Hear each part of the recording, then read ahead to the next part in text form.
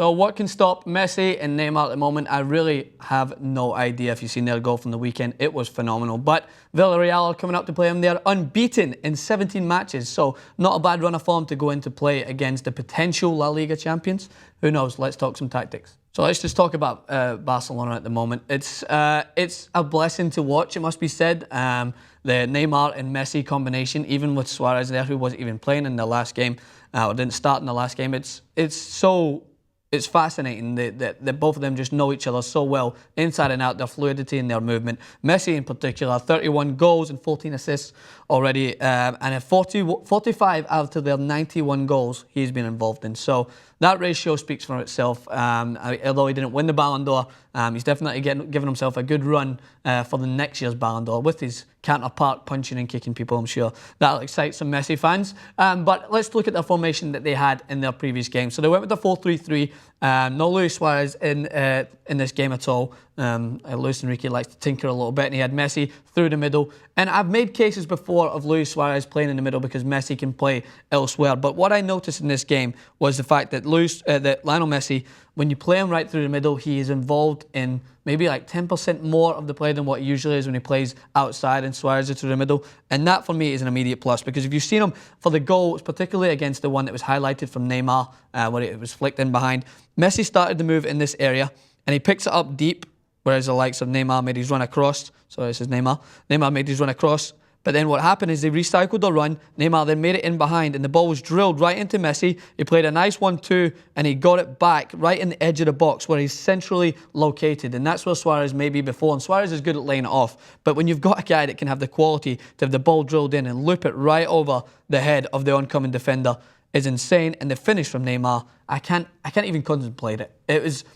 He caught it before it bounced, one-touch finish into the top corner, and I think even at that point, everyone just applauded them. It was embarrassing for Elche, but at the same time, it was just fascinating to watch. So that's what you're going to have to defend against. But Villarreal at the moment are on a sweet run of form. In the last two games, they've not conceded, which is fascinating for them because they'll come up against some tough opponents, but none other will be as tough, as going to the Nou Camp to play against Barcelona. So let's look at Barcelona's main man at the moment.